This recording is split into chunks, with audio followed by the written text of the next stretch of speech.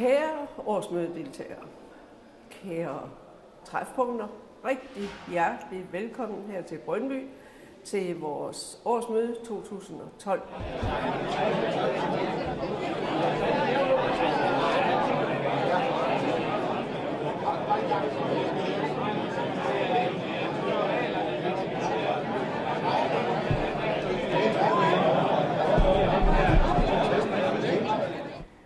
Nu står vi så med et forslag til en ny strategi for Danmark, som I vil få præsenteret senere på generalforsamlingen. Strategien skal medvirke til, at Danmark ændrer sig til at være en endnu mere aktiv og dynamisk brancheforening, der baseres på medlemmernes behov i forhold til interessevaretagelse, forretningsunderstøttelse og naturligvis fortsat faglig viden. Tak for en god generalforsamling.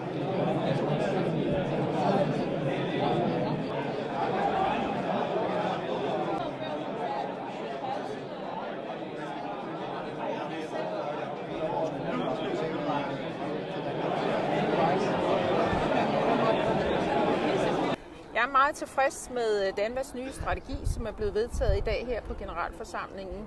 Jeg synes, det udspil, vi er blevet præsenteret for, imødekommer mange af de udfordringer, som branchen står overfor på nuværende tidspunkt. Og vi har måttet sande som direktør, at der sker rigtig mange ting, som gør, at vi må gentænke vores forretning derhjemme selv. Så derfor synes jeg, det er også det rigtige tidspunkt, at Danva går ind og gentænker deres forretning, så man kan få en slagkraftig og beslutningsdygtig forening, som støtter op om medlemmernes interesser. Jeg synes, ordet værditilvækst er enormt vigtigt. Det giver mulighed for at få en god diskussion af, hvordan vi kan tage de muligheder, der ligger i vandsektorloven, og gøre det til muligheder i stedet for forhindringer.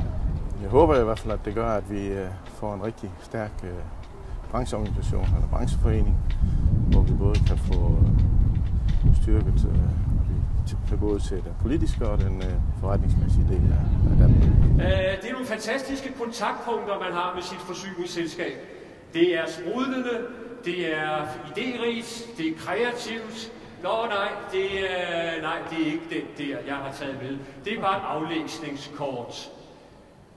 Kunne man gøre noget ved det, i stedet for bare at sende et aflæsningskort ud?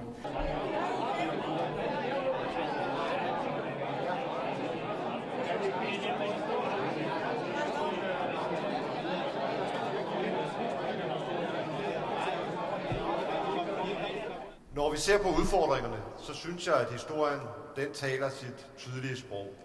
Det er historien om implementeringen i første planperiode. Vi har set en elendig eller ingen inddragelse.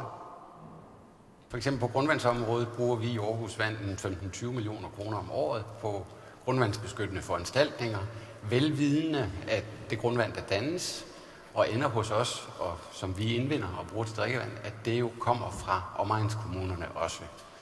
Jeg vil starte med at sige, at den indsats, vi er nået frem til nu med i sidste omgang, det er den rigtige indsats i store træk. Der er nogle ting, som måske skal justeres, men efter en meget lang proces, så er det, Naturstyrelsen har sendt ud, det er i langt fagligt set en fornuftig indsats. Se for mig, hvordan 8 kommuner i Aarhusbugtens opland skal blive enige om en rimelig solidarisk fordeling, som Helle er inde på. Fordi hver kommune vil da sige, at det skal ikke lige ramme mine spildevandstakster. Jeg ved ikke, hvor langt han tænker, men hvis man forestiller sig, at selskaberne for eksempel skulle ud og foretage vandløbsvedligeholdelse, så ligger det temmelig fjernt for kommunerne overhovedet, at det skulle kunne komme på tale.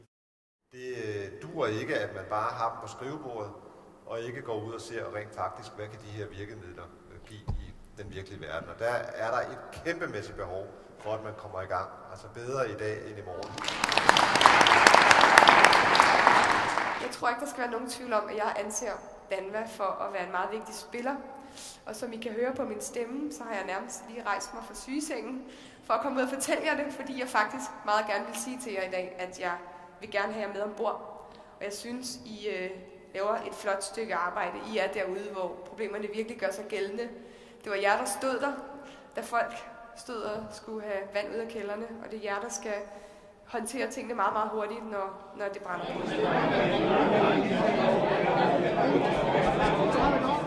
Håndfladet op med loftet, fingerspidsen ind på hinanden, og så prøv lige at strække igennem gang. Kan I mærke kartoflerne fra i går? De falder ned. Jeg hørte, I havde en dejlig middag. Prøv lige at vaske kinderne i gang.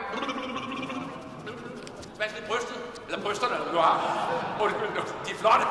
Vask lige maven. Altså, hvis man ikke selv har noget på hjertet, har et eller andet sted, man tænker, det var skide spændende, hvis vi kunne få lagt det der over dertil, og vi kunne få gjort sådan der, eller hvis vi lige kunne få byttet ham ud om den. Gud, til næste år skal vi da fik har et eller andet sted, man tænker, det ville være fedt, hvis vi... Eller så kan man hurtigt få nogle af kollegerne, det man arbejder sammen med, til at synes, det er moderne, det man er gang i. Har jeg ret, eller har jeg ret? Prøv lige at rejse op igen, slag en dum nej til. Er I friske?